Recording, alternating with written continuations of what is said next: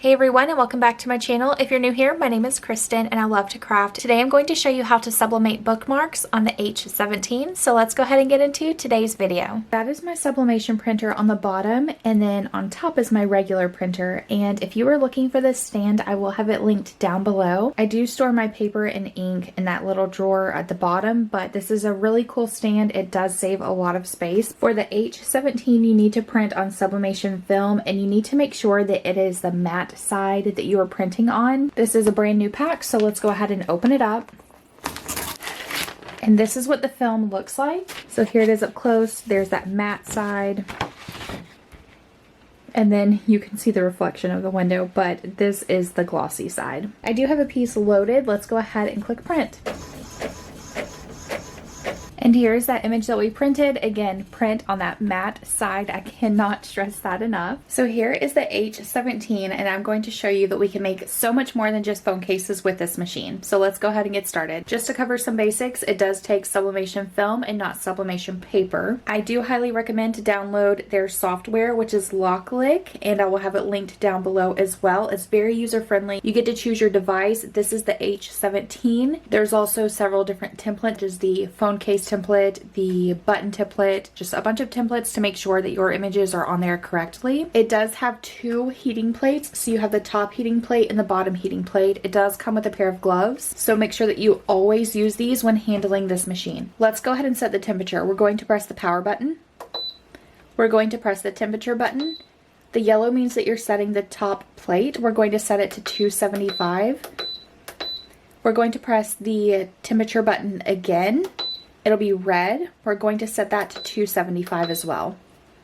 And then to set it, we're going to press the temperature button again.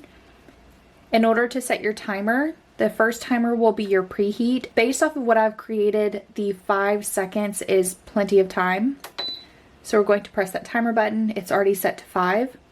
We're going to press the timer button again. This is going to set the actual time for processing. So we are going to set that to 330 seconds, which it already is. So we are good to go. I'm going to go ahead and close the machine, and we will let it get up to temp. Once you have your paper printed out and your machine is heating up, be sure to set it on top, matte side facing up. That way that has time to kind of heat up and to dry. I would recommend about 5 minutes just to let it dry. And now our machine is ready. These are the bookmarks that we are going to be sublimating on today. Let's go ahead and take the protective films off of them. We will be doing 2 small ones and 2 big ones. I'm just going to use my little pokey tool. Be careful whenever you are using the pokey tool. You don't want to scratch your bookmark. I'm going to go ahead and take off the rest of these covers, and I'll be right back. Okay, I have all of the film taken off. Let's go ahead and move this over.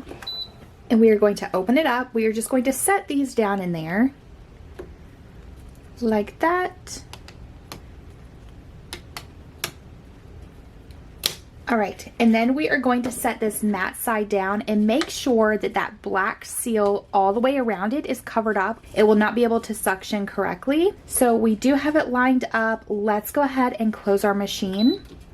And we are going to click this green button here. And you'll hear it start to suction, and I'll be right back once it's done.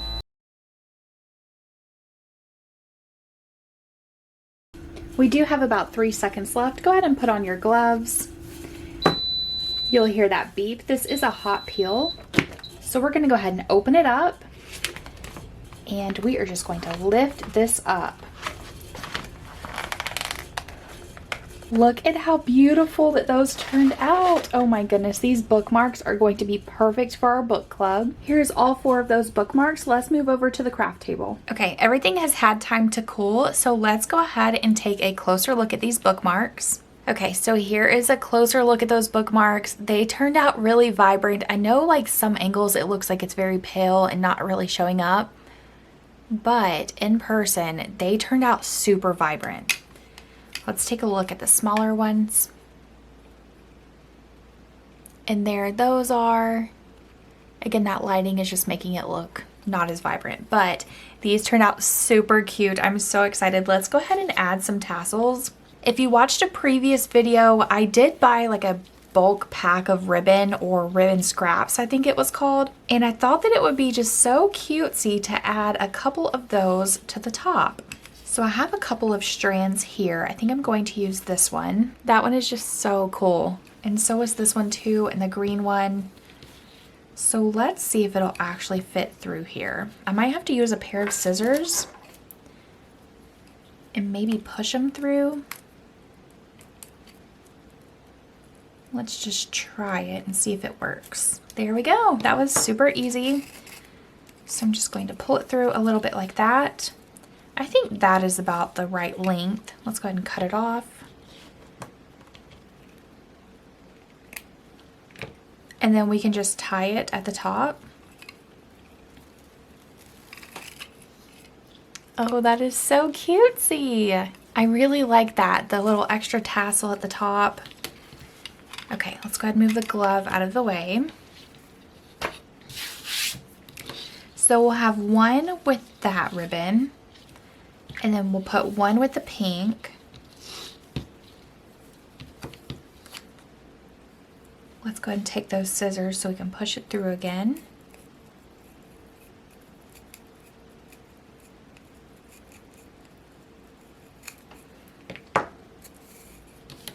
All right, and I think about that length is good. Again, tying it to the top like that. This one is pretty messy. Whew. So we have those two, and then we'll do one with this green here.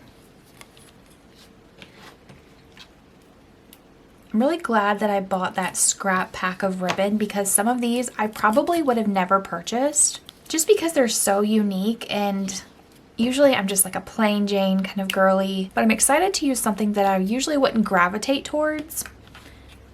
All right, I think we're going to use this one again just because it's so fun and pretty, and it definitely goes with those colors as well. So let's go ahead and push it through. Oops, we need to push it more towards the top like that.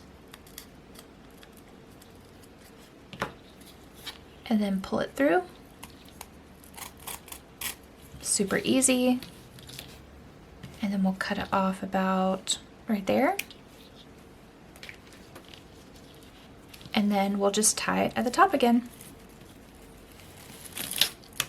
And there we have it, 4 super easy, super cute bookmarks. I hope that you guys enjoyed today's video. If you're reading a good book or have any good book recommendations, let me know down in the comments below, and I'll see you guys in the next one. Bye!